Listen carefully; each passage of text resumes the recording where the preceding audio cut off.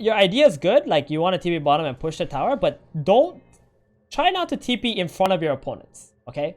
Try to like let your teammates get back first, and then you like TP out, right? Because what's going on right now is like your team literally just made a play mid and they were trying to catch someone and they got away, and you TP in front of your opponent. Like this gives a chance for your enemy to jump your supports or whoever right away. So even if you TP bottom, you farm this, and you say, hey guys, you didn't get away fast enough, it's not really their fault, because the opponent is hard committing onto them because they saw you TP away. So they know that you can't help them, right? But if you're still here, the enemy is not going to hard commit. They're going to... Your team only needs like 3 more seconds to back off. They're going to back off, and then you TP out. But you let your teammates live in this situation. If you like our content, please do like and subscribe to our channel, and don't forget to click the notification button below so you will be notified when a new video will be released. So with this game, we have a mid necro. We're up against Invoker, Timber, Undying, Juggernaut. Invokers is sometimes a little bit hard because of Tornado and such. And our teammates this game is Draw Ranger and Viper. So Necrophos is like a mix of, you know, tankiness but also magic damage. You need to frontline. You need to be able to frontline. Your goal is to always be able to like sustain through every fight, right? So we'll see how that goes in this game, and also be that like immovable wall that's like constantly pushing into the enemy, and your team can play behind. So you got a very deep block here. Nice last thing so far. You try to like get the last hit on the range creep with your heal. It didn't really work out in the end, but the enemy was not able to deny any creeps, which is okay. But here you're pushing forward with the enemy, and you're trying to deny what you can. Every time you get a chance, you did harass up the Invoker, which is really good. Pulling the aggro here, getting to the ranged, and you managed to get both of those assets with your nuke. Very, very nice so far. Get the last sets. Okay, so this right here is a perfect situation because now you got the high ground advantage over the Invoker. And let's see what happens, okay? So 2 things are happening here. Either you're waiting for the creeps, like he pulls the aggro, you go down with the creeps and you start smacking him in the face, or this creep goes low, and then when he's focusing on this creep, you go down low and you start smacking him in the face and nuke him or something, and while you're securing a last. So the creeps are following him. You're also hitting the Invoker, which is good. And here you just pop the heal, you zone him out, and that's really good. So the only thing I also like in this situation is like once you get this range creep, like you can actually like keep hitting him because you actually have Fairy Fire, he doesn't, and he has no regen, and you're actually on this hill smacking him back. And what that will do is the creeps that are dying here will naturally die to the creeps, so you'll go back and you'll get the denies, right? Like you could analyze when the lane starts that he has, oh, he does have a Fairy Fire, but that's okay because you got heals, right? And he doesn't have so much sustain. He's got 280 HP, you have 470. It's really cool if like in these situations, instead of going back to a defensive stance, that you're pushing forward even more, because the next creep wave is not coming for a very long time, right? Like the next creep wave is not coming, so you can go up to his hill, you can bully him some more, and these creeps are gonna hit this, and then you can go back and get that deny while this guy is like running away from you because he can't fight you anymore. Because when you go back into this position here, you're actually giving him a chance to, you know, now contest you for last hits. And this is, yeah.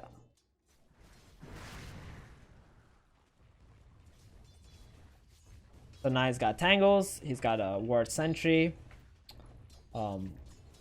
So what is the first item that you bring out on yourself? You actually bring out nulls. Interesting. So you actually got 2 nulls right away. I think I like that a lot. This hero does not need bottle. Now you're gonna have a lot of damage on him. This is also really good.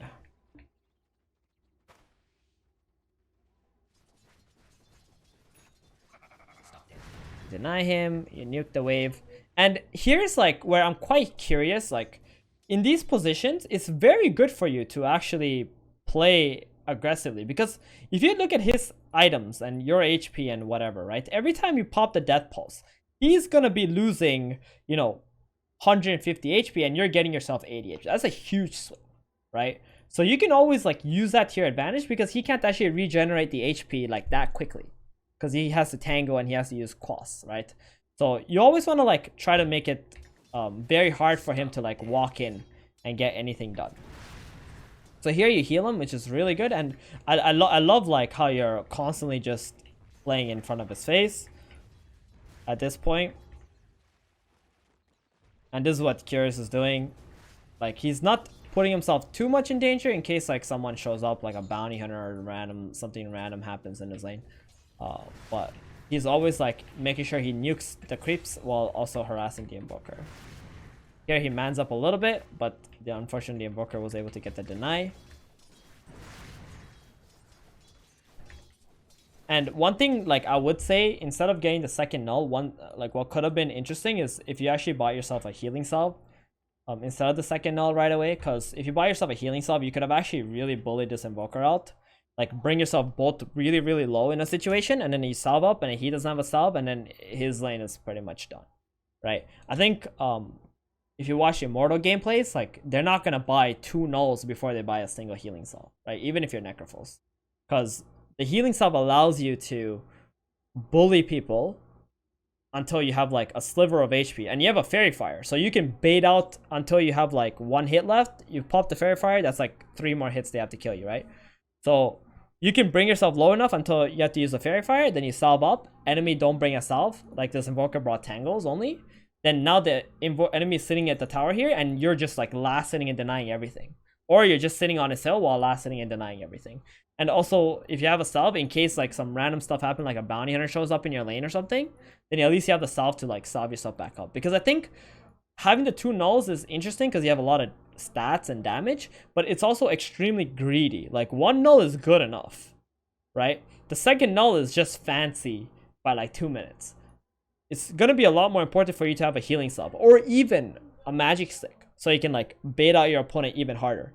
Because that's how like you win lanes, is through, you know, sustain and regen and stuff like that. So I think like Invoker is getting a little bit more space than I think he should. I think you're owning him, but he could really be just AFK sitting at a tower at this point with how he's playing. And the way that you think about this for future games is like 1 null is good. If you have a healing salve, now you can like hold that over your enemy mid laner's head, right? Like you have a salve and he doesn't, so you always have that to back up to, and you can start playing like a maniac in the lane. So now you're shoving the lane, you're constantly hitting him and using your nuke. Very nice.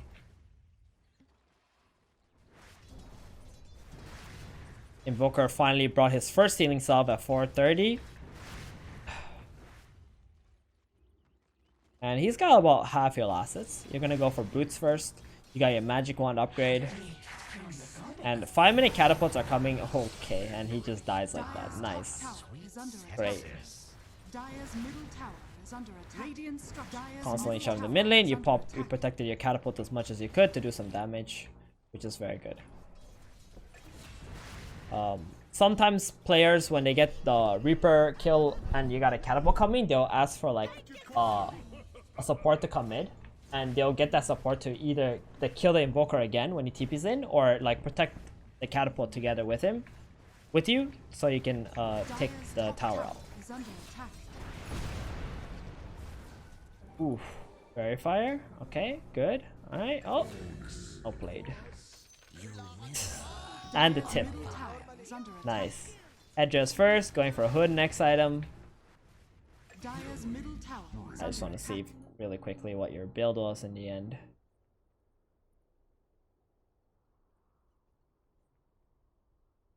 So you go pipe first into Boots of Travels. Okay. So the reason for pipe, I mean, they don't have a whole lot of magic damage. So I think buying hood is amazing. I think finishing the pipe is a bit much, and you could like just, because the pipe is for your team, right? The effect of the hood is already what you're actually looking for, because the pipe just becomes like an AoE hood, but you don't really need it because you're a mid player. You're looking to like deal damage. You're looking to like continue to snowball yourself. So it's not that important to actually finish the pipe, where you can invest that almost 1300 gold into another item that will boost yourself first. And then later, once like you got all these key items, you can end up buying the pipe. Because early on, you're not really like playing with your team, you know, and using pipe so efficiently. So at this point, it's just like a farm fest where you're just constantly, you know, shoving lanes in, and it's really good to also farm neutrals at this point. You get yourself an Ocean Heart, that's lovely. Stay in the river, Ocean Heart, so good. Radiant's bottom tower is under attack. And you just keep on farming in this lane. So normally I would always think about like runes and stuff, but because you're playing Necrophos, you're not really thinking about runes, and your enemy's Invoker, they're not thinking about runes. Like the runes become very irrelevant, but you should still like peek every, you know, 2 minutes at the runes and see what you can get. Right now, I think you don't have wards, and that's a pretty big mistake. 5 minutes, you should always get your second ward before that, so you can plant a vision on the runes, so that you can always go and take it. For example, this Invoker got an Arcane rune. If that was your Arcane rune, you could like literally amplify your farming like crazy, or your next Reaper site has a lower cooldown or whatever. So that's gonna be very key. Like this is something that as a mid player you need to have discipline with, like getting that word out at 4.5 minutes. And like if it gets D word to get another word out, like you gotta get at least one of the rune words up, because rune words is exactly how also the enemy can come back into the lane. For 10 minutes, you see an illusion. Catapult should be coming mid. It's a really good time because you're winning mid lane so hard to try and take this mid tower.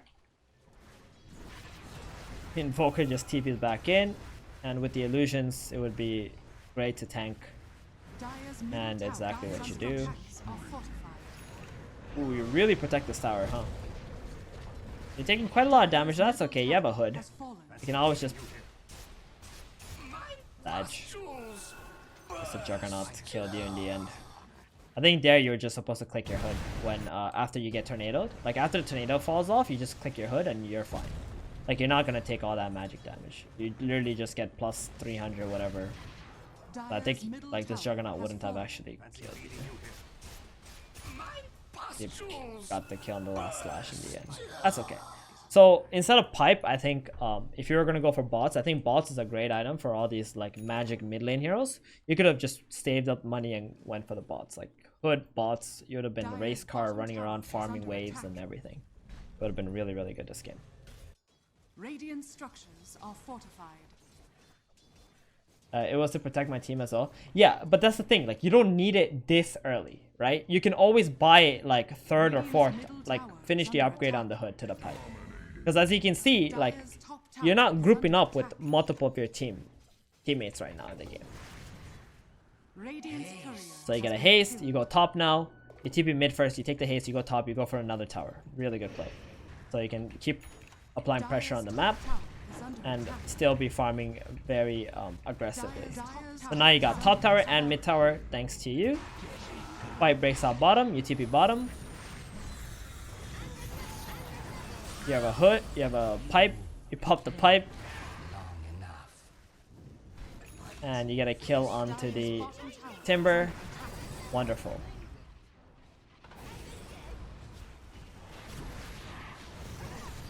And you just keep fighting with your Heartstopper and your bottom, and now pushing for another tier 1 tower, keeping up the snowballs. Very good. Got your Boots of Travels now. Keeping mid. And this Zhao is already also strong too, alongside you. Okay. So at this point in the game, it's very ideal for you and your supports to play with you, or like playing aggressively, so that your enemy can't keep farming freely in the jungle. And as you can see, there's not any wards available yet. Your Ven just starting to plant some vision.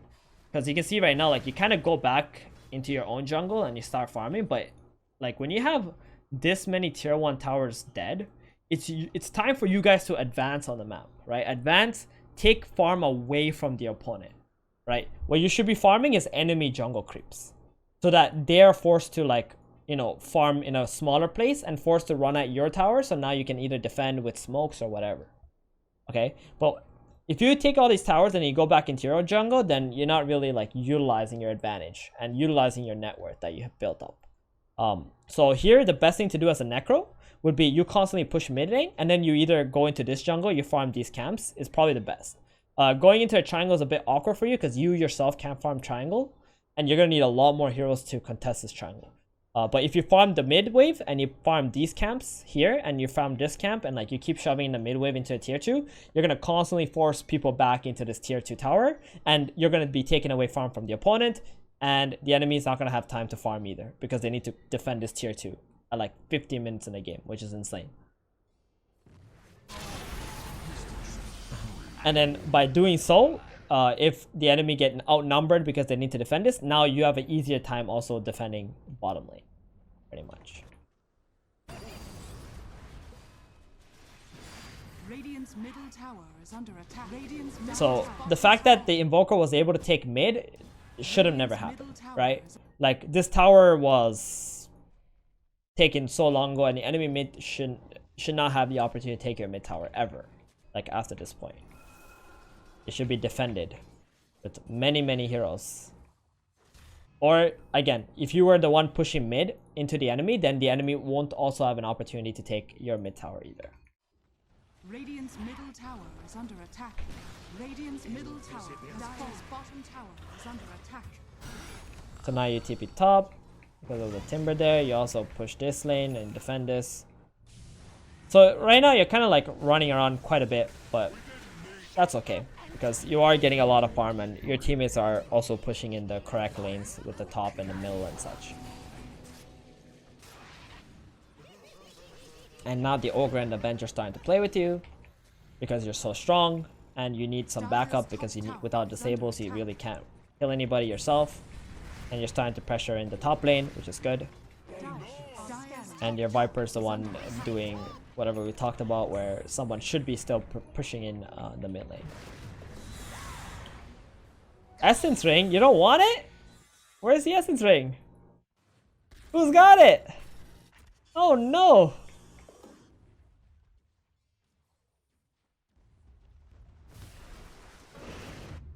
Best item on Necrophos, essence ring. And you guys really Dire's top tower is under bullying the attack. opponent to try and take this tier 2. You're Dire's gonna have a whole lot of physical damage, but that's okay. Timber goes in. He's got a hood. Nice Reaper. You get a kill on him. Now you're super regioning. You also got a Yules available. Juggernaut can't do anything. Radiant's Nice. bottom tower is under attack. Very nice. Dire's top tower is scanning. And we don't want to go high ground 19 minutes in. That is very inefficient moves. We want to keep on building up our gold lead and getting more items. Insanely farmed. 12,000 net worth. Crazy. Roshan has fallen The to team the does. Roshan? You get a shawl now.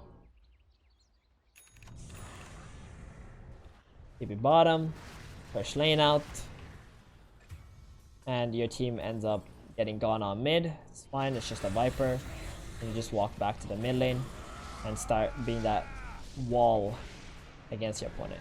So far, you've done a very good job at being a Necrophos in this game. Radiant's top tower is under attack. Dire's middle tower is under attack.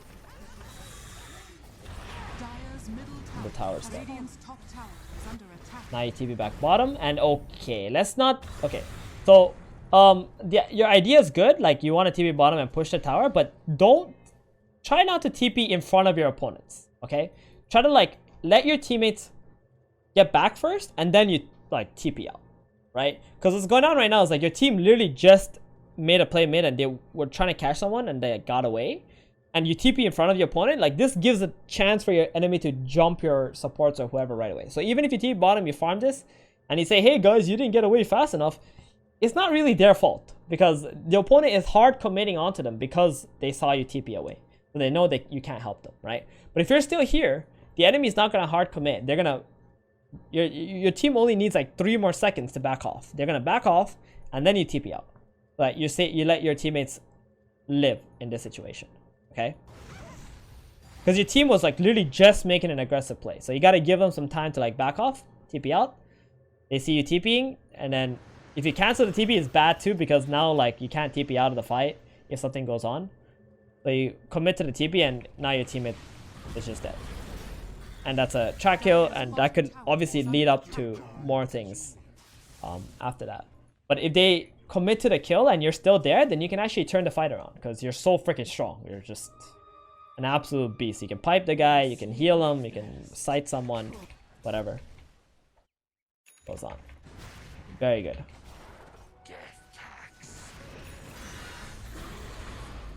Right now, like, the situation is very awkward, I think. Like, I don't know where the hell the Invoker is. The Invoker messed up. Let's say in Immortal bracket, what would happen is, if you're bottom pushing after your Ogre died, you're dead. Because they know you TP'd, and they're gonna instantly, like, beeline to you. Because you're showing 2 heroes bottom, Viper show top, and the Ogre's dead. So you're completely outnumbered, right? And they have a track. They got Bounty Hunter, so they can easily come back into this game if they get some kills, you know, to the track. So it's very bad, like, if somebody's dead, that you continue to do whatever you were doing, which is like, you know, pushing bottom or pushing the tower bottom. So that's why, like, this became a little bit awkward here. And you guys do end up dying because of it, even though you were so strong, and they didn't even have the Invoker right away. So when someone dies on our team, we're gonna have to respect that, respect the opponent, back off, wait for our teammates to be alive, so we don't throw the game away, right, by just dying.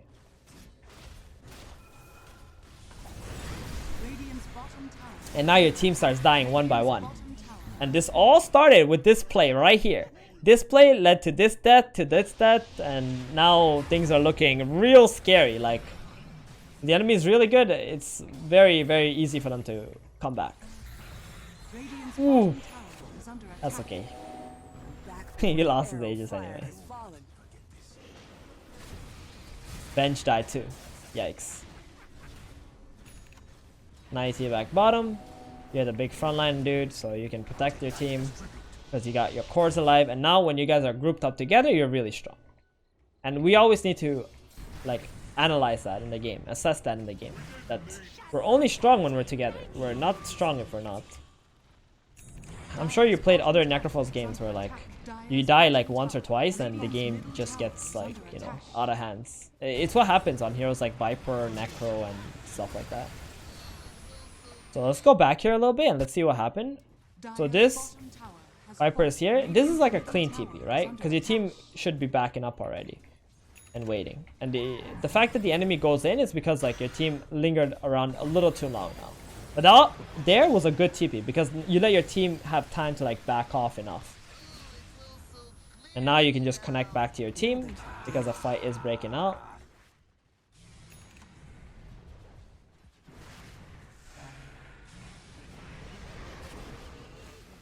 Bounty Hunter gets swapped. Tombstone on the high gun. We gotta respect that. Back off. And now the enemy starts coming out from their base, away from their tome, and that's a good fight.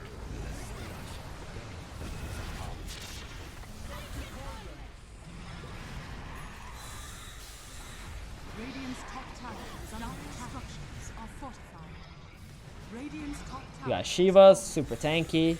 20 stick charges. You can always ghost full heal with the 20 sticks. Very good.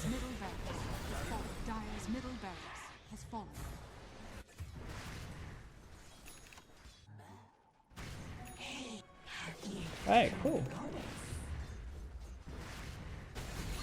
Now you guys TP middle. I think Roshan is soon alive. You guys should be controlling top and mid area of the map so you can play for the next Roshan. Going into high ground against 5 heroes when they're all alive is, like, always going to be a disaster. You always want to get, like, a pick off or something first.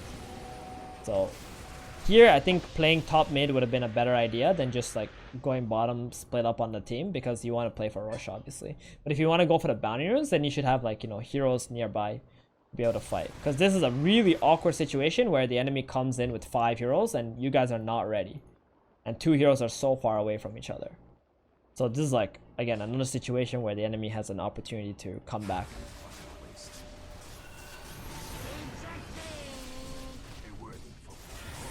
And 2 heroes are dead, sadly. And Drow Ranger is in a little bit of a pickle. Oh my god. 60 HP. He's dead too. Yikes. So again, securing game. Think about the next rush, controlling top and mid, not, you know, going away from our allies, because that was just a really bad move. Atrocious. Like, even if you have vision, doesn't matter. You're being outnumbered. If the enemy smokes into you, you're outnumbered, right?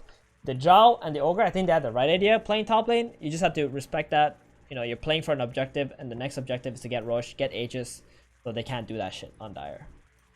Because these kind of plays is what, you know, gives away games, and you end up losing pretty much. You don't want to be doing too many things at the same time.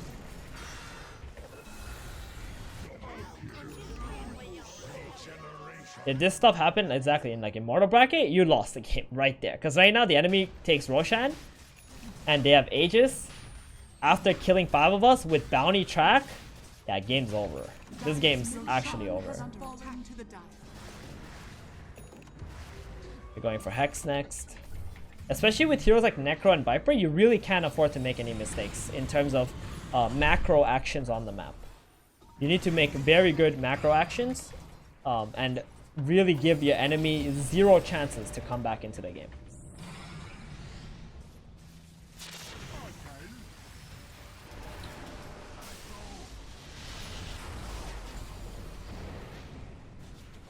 DKB. Now the game has gone very slightly a bit awkward now.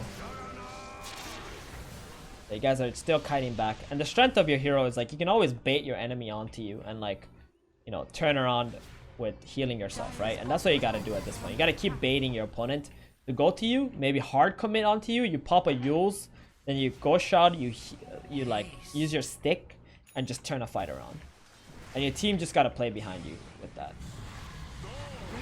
Because right now you have to win a team fight. You can't just straight up go high ground. But here Undying gets caught out of the base. Very nice. Viper gets the ult on him. Now you guys also kill off the tombstone. The fight is 4 versus 5. Here would be a good chance to either force a buyback or get a swap out onto the opponent. And Glyph comes out. You guys get a kill on Bounty Hunter. Great. You guys put another timer on the enemy. Death timer.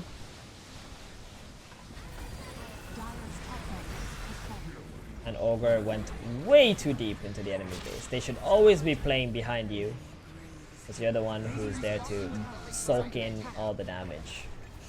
Eat all the shit.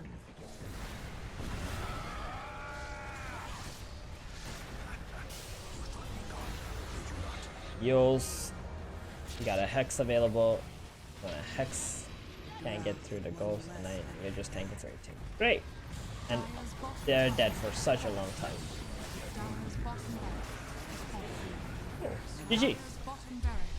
In the end, at least you were able to win the game, even though you guys got wiped 5-0 with 5 track kills and the enemy got the Aegis. That was really close. So in this game, some things that we noticed is, I think the 2 nose is cool.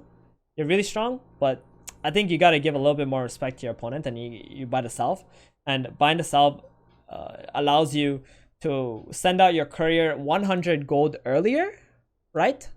Which is good. That's 2 creeps earlier. And also allows you to bully the opponent a little bit more, because they're not buying salve. He bought a tangle, right? So you can like trade, and you can really put this guy like at the tower and remove so much XP from him by doing so. I hope you understand what I mean by that, right? Because I'm just like speaking from experience of, you know, Immortal players and bracket, and how they utilize resources and how they punish people who don't do the same thing. Secondly, I think taking the mid tower, how you did it with the catapults was great. You went top after that, was great. My only problem was the whole hood thing. I really don't like upgrading pipe, because you should be a bit more selfish in the early game and secure your game first. And then once you've secured your game, then later you can buy the pipe, right? Like if you bought hood, then bought the boots of travels 1,000 gold earlier, maybe you can farm that, you know, gold earlier as well in the team, or like for yourself, have more net worth, or be around the map easier, or buy your Yules 1,000 gold earlier, and then you buy your pipe after that, because that's the time like you're really grouping up with your allies. because your allies are not gonna need the pipe like for like you're pretty much paying 1,250 gold to give one other ally like a small shield, right? So it's a lot better to just keep the hood because you get all the benefits already.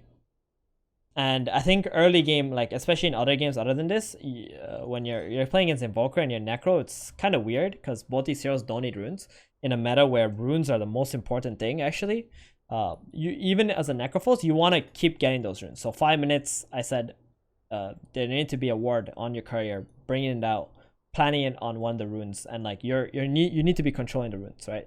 Because the runes can also give you DD, Arcane. And both these runes could like help you dominate your lane, even as a Necrophos. But also if you're against like some other heroes like Ember, Void Spirit, it's even more important to take those runes away from them. Because they are so reliant on those runes to actually make plays on the map.